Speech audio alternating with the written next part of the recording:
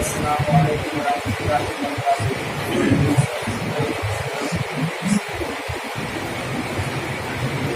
الحمد للہ الذی وصفا وسلام علی عبادہ الذین اصطفى، اما بعد فاعوذ باللہ من الشیطان الرجیم، بفضل بسم اللہ الرحمن الرحیم۔ قال اللہ تبارک وتعالی فی القرآن المجید والفرقان الحمید، لو انزلنا هذا القرآن على جبل لرأيته خاشعا متصدعا من خشية الله۔ صدق اللہ مولانا العظیم وصدق رسولہ النبی الکریم، ونحن علی ذلک لمن الشاہدین والشاکرین، والحمد للہ رب العالمین۔ آئیے سب سے پہلے ہم اور آپ اپنے آقائے نامدار مدینے کے تاجدار احمد مختار جناب محمد رسول اللہ صلی اللہ علیہ وسلم کی بارگاہ اقدس ثنا میں جھوم جھوم کر کے نذران محبت پیش کریں اور بڑے باواد بلند درود پاک اللہم صلی علی سیدنا و مولانا محمد محمد وسلم، صلاۃ و سلام علیک یا رسول اللہ صلی اللہ علیہ وسلم۔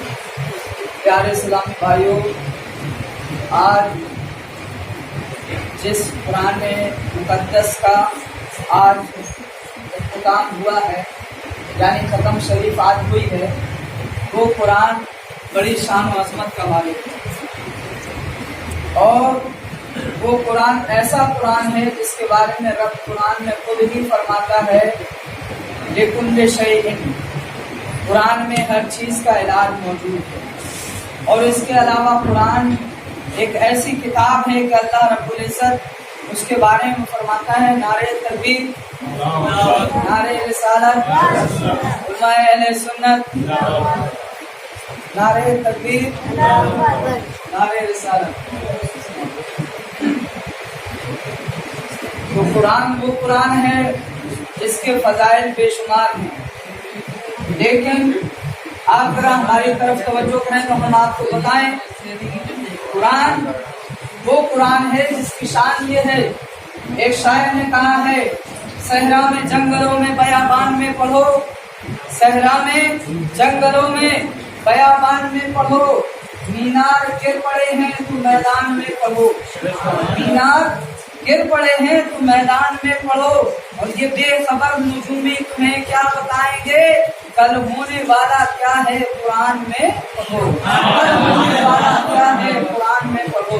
اور دوسرے شاعر نے یہ بھی کہا ہے قول محمد قول خدا، فرمان نہ بدلا جائے گا، ہے قول محمد قول خدا، فرمان نہ بدلا جائے گا، ارے بدلے گا زمانہ لاکھ مگر قرآن نہ بدلا جائے گا، لاکھ مگر قرآن نہ بدلا جائے گا۔ اور پیارے اسلامی بھائیوں، ایک شاعر نے اس طرح سے قرآن کے فضائل بیان کیے ہیں، اس نے ایک مصرے میں اس نے وہ بات کہہ دی جو بڑے سے بڑے لوگ نہیں کہہ پائے۔ اس نے کہا انجیل کا ایک لڑکا حافظ، سمجھنے کی بات ہے، توجہ کریں آپ سبھی لوگ، بڑا پیارا شعر ہے، انجیل کا ایک لڑکا حافظ۔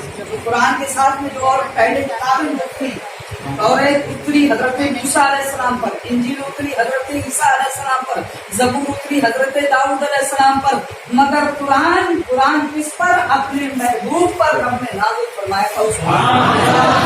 اور پیارو غور کرنے کا مقام ہے، قرآن کو فضیلت رکھتا ہے، جو علماء فرماتے ہیں، محدثین فرماتے ہیں قرآن کی شان یہ قرآن کی شان وہ ہے کہ قرآن سے پہلے جو کتابیں آئی ہیں ان پر تم قرآن کو تو رکھ سکتے ہو، مگر قرآن کے اوپر اس کے برابری کی کوئی کتاب نہیں رکھی جا سکتی۔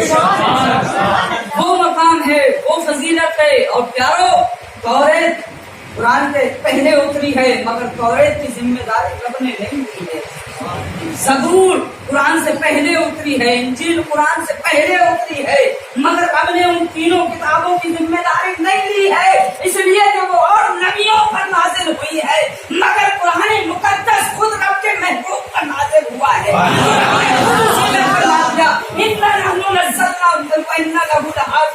ہم نے ہی قرآن کو اتارا ہے اور ہم ہی اس کی حفاظت کریں گے۔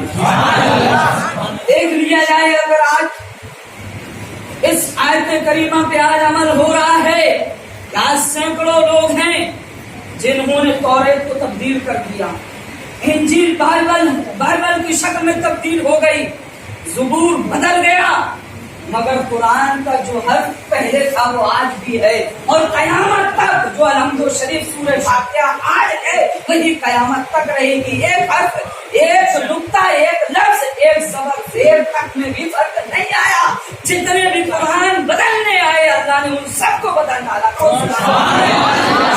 قرآن کو ایسا اعزاز رکھتا ہے، معمولی کتاب نہیں ہے۔ تو شاعر نے کہا ہے انجیل کا ایک لڑکا حافظ، یہ 4 کتابیں پڑھی نا، بڑا پیارا شعر دے رہا ہوں، انجیل کا ایک لڑکا حافظ لا کر کے دکھاؤ تو جانے، آج دکھا دے کوئی ہے انجیل کا ایک لڑکا حافظ ہے؟ مگر قرآن کے حافظ 100 مانگو لاکھوں میں دکھا کے دم دیں، قرآن کے حافظ 100 مانگو لاکھوں میں دکھا کر دم لیں گے۔ مگر اس سے پہلے ذرا ایک نقطے کی بات اور سمجھ لیں، اس سے پہلے جو کتابیں نازل ہوئی رب نے ان کے بارے میں یہ نہیں فرمایا تھا انزلنا ھذا القرآن علی جبل لرأیتہ، کہ اگر ہم اس کو اس پہاڑ پہ نازل فرماتے تو پہاڑ کو جھکا ہوا ریزہ ریزہ دیکھتا۔ مگر جب قرآن کی بات آئی تو رب نے فرمایا کہ اے لوگوں سنو، قرآن میں خود رب فرماتا ہے لو انزلنا ھذا القرآن علی جبل لرأیتہ خاشعا متصدعا من خشیۃ اللہ، رب فرماتا اگر ہم اس قرآن کو کسی پہاڑ پہ نازل فرماتے تو اسے جھکا ہوا ریزہ ریزہ پانچ ٹکڑے ٹکڑے دیکھتا۔ یہ قرآن کی عظمت ہے، یہ قرآن کی فضیلت ہے، مگر اسی قرآن کو رب نے حافظ قرآن کے سینوں میں ڈال دیا۔ فضیلت نہیں تو اور پھر کیا ہے کہ پہاڑ پہ اترے تھے پہاڑ ریزہ ریزہ ہو جائے اور حافظ قرآن کے سینے پہ اترے تو قیامت تک محفوظ ہو جائے. جب تک وہ حافظ قرآن رہے جب تک اس کے سینے پہ محفوظ, اور قرآن کی بدولت جب وہ دنیا سے جائے تو سوال و جواب میں آسانی سینکڑوں عذاب سے چھٹکارا. اور ایسا نہیں مرنے کے بعد اس کی قبر پہ فاتحہ چادر گاگھر سب چڑھیں گے. کیوں؟ اس لیے کہ وہ قرآن حفظ کر کے گیا ہے. اتنی بڑی فضیلت کی بات ہے. تو انجیل کا ایک لڑکا حافظ, میں چیلنج کے ساتھ کہہ رہا ہوں اور اس شاعر نے بھی چیلنج کیا ہے, انجیل کا ایک لڑکا حافظ لا کر کے دکھاؤ تو جانے. قرآن کے حافظ 100 مانگو لاکھوں میں دکھا کے دیں. آج بے شمار قرآن کے حافظ نہیں. یہ قرآن کا معجزہ نہیں, قرآن کی کرامت نہیں تو پھر اور اس کو کیا کہیں گے. اور پیارو اتنا ہی نہیں, تھوڑا اور آگے بڑھو.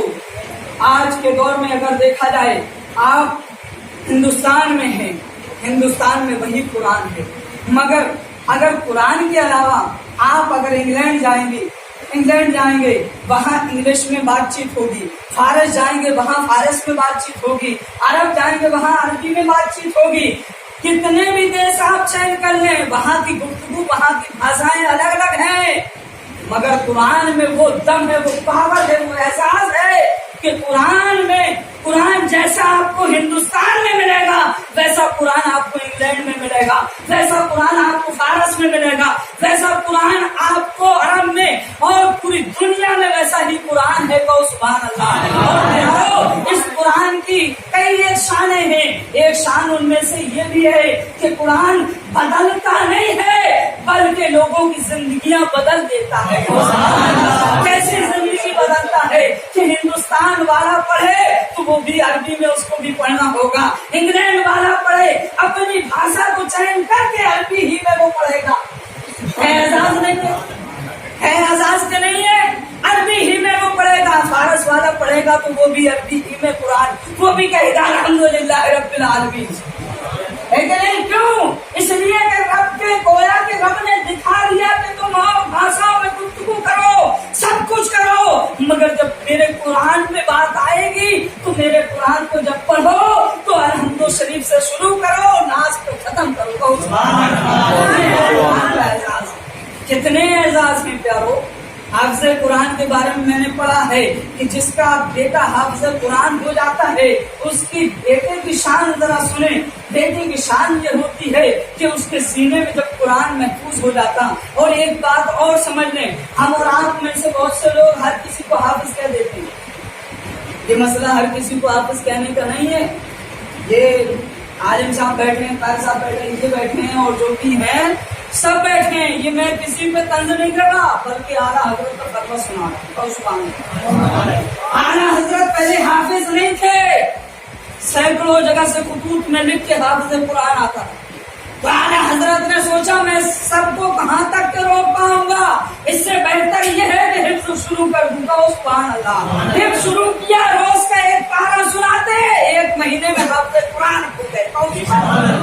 तो प्यारो, अगर हिफ्ज इतना जरूरी नहीं होता, अगर हाफिज कुरान को इतना जरूरी नहीं होता, तो आला हजरत तुम्हारा हिफ्ज आप हिफ्ज न करते, बल्कि आप उतने ही पर रहते।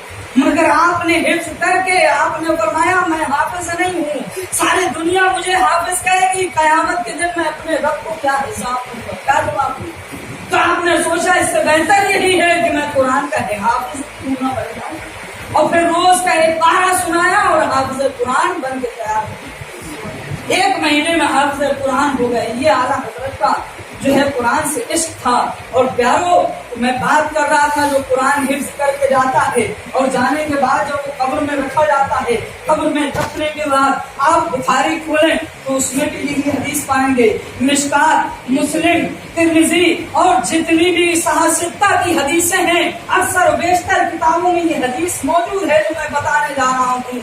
हदीसों में ये है कि सबसे पहले बंदे पर अजाब के फरिश्ते आते हैं।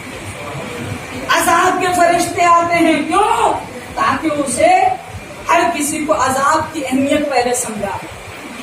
क्या अगर तू सवाल के जवाब ना देता तो तेरा ये हाल। तो समझे जरा बात को। आज जरा हाफिज कुरान की ये जो नाज़रे कुरान है, और कुरान उसने महफूज कर लिया, भले ही हिफ्ज नहीं किया, सिर्फ नाज़रा है। नाज़रा कौन है? जरा उसकी फजीलत देखें कि जब वो कब्र में जाता है। हदीस सुना रहा हूँ, कई किताबों में ये हदीस मौजूद है कि जब वो कब्र में जाता है, कब्र में जाने के बाद उसके पास अजाब के फरिश्ते आते हैं।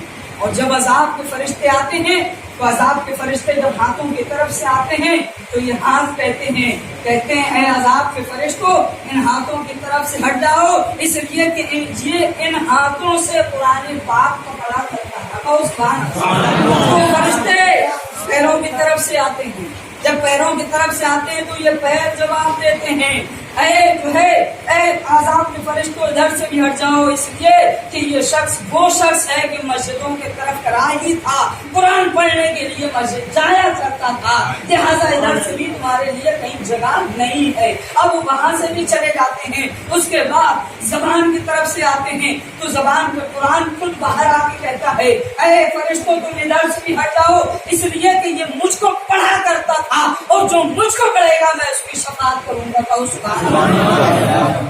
और फिर उसके बाद वो फरिश्ते उधर से भी वापस होते हैं। वो फरिश्ते चाहते हैं हम इसके सीने पे अटैक करें। जब सीने पे हमला करना चाहते हैं तो सीने से कुरान निकल के बाहर आता है और कहता है अज़ाब के फरिश्तों तुम इधर पे भी हमला नहीं कर सकते, इसलिए कि जिस सीने पर तुम हमला करने आए हो ये इस सीने में कुरान महफूज है, इधर से भी तुम्हारे लिए जगह नहीं है।